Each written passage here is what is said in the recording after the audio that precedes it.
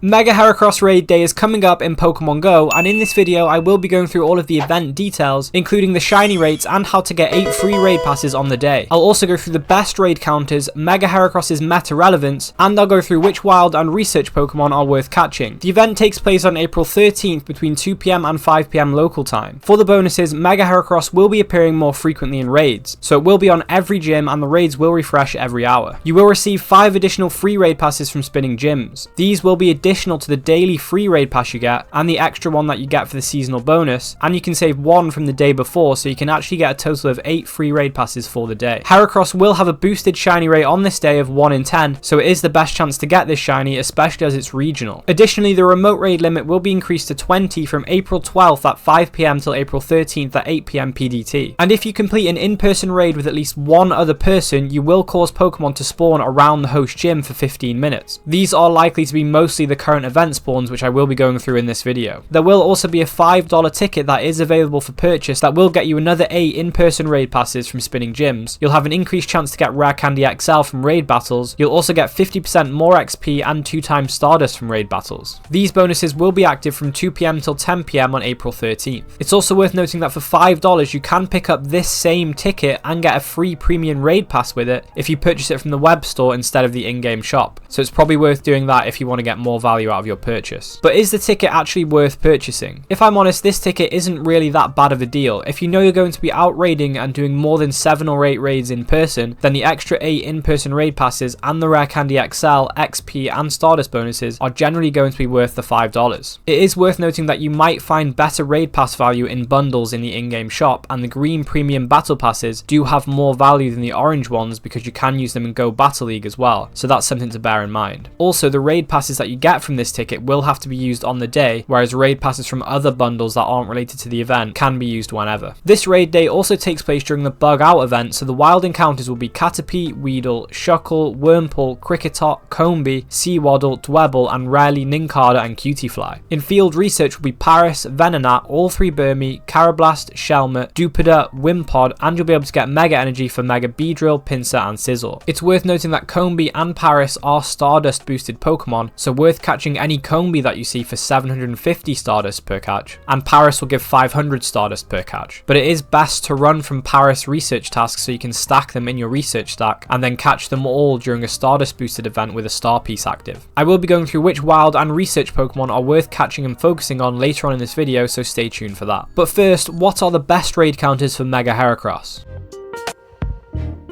So Mega Heracross has a raid CP of 51,078, and the 100% IVs for Heracross will be 1772 and 2215 boosted in rainy or cloudy weather. Mega Heracross is a bug and a fighting type, so it is weak to fire, psychic, fairy, and double weak to flying type attacks, so I highly recommend using flying types. The best options for Mega counters will be Rayquaza, Pidgeot, and Charizard Y. For Shadow counters, you could use Shadow Moltres, Ho-Oh, Staraptor, Zapdos, Lugia, or Honchkrow. For Legendary counters, you could use Rayquaza, Enamorus, Yveltal, Moltres, Lugia, or Ho-Oh. And for the budget counters, some options are Braviary, Staraptor, Hisuian Braviary, Unpheasant, Bombardier, and Togekiss. So these raids will be soloable with the best counters at high levels, and it will take 200 Mega Energy to Mega Evolve Heracross. If you aren't planning on doing many raids and you want the most Mega Energy that you can get from the fewest raids possible, I would recommend trying to do this in a group of people instead of trying to solo it, because the slower you do the raid, the lower amount of Mega Energy you get from it. But if you are going to be soloing it, even if it takes most of the timer, you will be able to get enough Mega Energy after a few raids. If you are going to be raiding with others, I recommend using Party Play so you can get party power to make the raids quicker and easier. If you are trying to find people to raid with, I recommend trying Niantic Campfire, local discords, and even global discords if you're looking to remote raid. And you could use apps like Pokegenie to help find people that you can invite to a raid that you're hosting, or if you're looking to remote raid yourself. So if you don't decide to Mega Evolve a Pokemon as a counter, you could Mega Evolve a bug or a fighting type to increase the amount of Candy, Candy XL, and XP you get for each Heracross catch. To get these bonuses, you could Mega Evolve Beedrill, Pinsir, Scizor, Blaziken, Medicham, Lopunny, Heracross itself, or revert Kyogre. Remember, Mega Evolving a Pokemon that is at max level will get you more Candy, chance for Candy XL, and XP, so I recommend doing so if you have access to it. Once you have Mega Evolved one of your Heracross, you can then walk any of your Heracross to get more Mega Energy instead of raiding it more. Every 3 kilometers that you walk a Heracross, you will will get 15 Mega Energy. But to be honest, in the short term at least, you will be able to get more than enough Mega Energy if you just do the free raids that you get. So with that said, how good is Mega Heracross in Pokemon Go?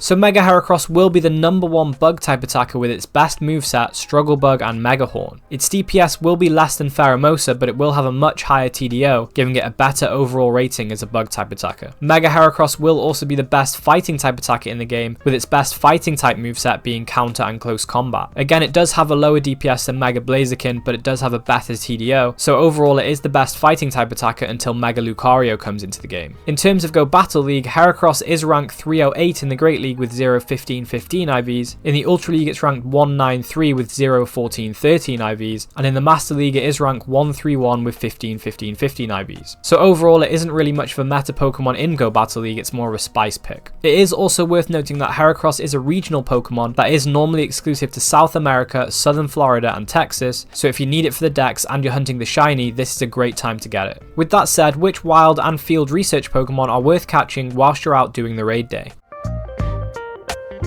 So Weedle is actually a decent Pokemon to go after because Mega Beedrill is a top 10 bug type attacker and it's currently the best poison type attacker. It's also worth storing any Weedle, Caterpie or Wurmple that you get for 2x Evolution XP events because they only require 12 candy to evolve. Combee is worth going after because not only does it give boosted Stardust per catch, but it does have an increased shiny rate for this event. So trying to shiny hunt female Combee to get Vespiquen is a good idea for this event. So Nincada will be a rare spawn, and whilst not meta relevant, it does have a perma boosted shiny rate of 1 in 64. When it comes to research, it's worth stacking Paris for Spotlight Hour or another boosted Stardust event because Paris gives 500 base Stardust. All 3 Burmese are available in research, and whilst not meta relevant, they do have boosted shiny rates for the event, so a good time to try and hunt the shiny family. Carablast is a decent encounter because Escavalier is ranked 112 in the Ultra League with 115-14 IVs. However, it does take 200 candy to evolve this Pokemon, but you could mirror trade with somebody to reduce the candy cost to 0. Both Carablast and Shalmer are worth mirror trading for this reason, because then you can store them and then evolve them for free during a 2x Evolution XP Spotlight Hour with a Lucky Egg active. Wimpod is another decent spawn to go after, not only because its shiny has just been released, but because Galizapod is ranked 108 in the Ultra League with 114-15 IVs, and it is ranked 64 in the Master League with 15-15-15 IVs. With the 10-10-10 IV floor of research, it's more likely that you will get an IV spread that is more suited to Master League, but you could always mirror trade to get a lower attack IV for an Ultra League Galizapod. You will also be able to get Mega Energy for Beedrill, Pinsir and Scizor, and it's well worth going after these tasks if you've never Mega evolved any of them. Mega Beedrill is a top bug and poison type attacker like I mentioned previously, Mega Pinsir is the second best bug type attacker after Mega Heracross, and Mega Scizor is also a top 10 bug type attacker and a top 10 steel type attacker. So if you are looking to catch some of these Pokemon during raid day, I do recommend using an auto catcher so whilst you're raiding you can pick up some of these Pokemon. If you want to know more about the bug out event that is going on right now and other events coming up in Pokemon Go this month, then you should check out these videos next.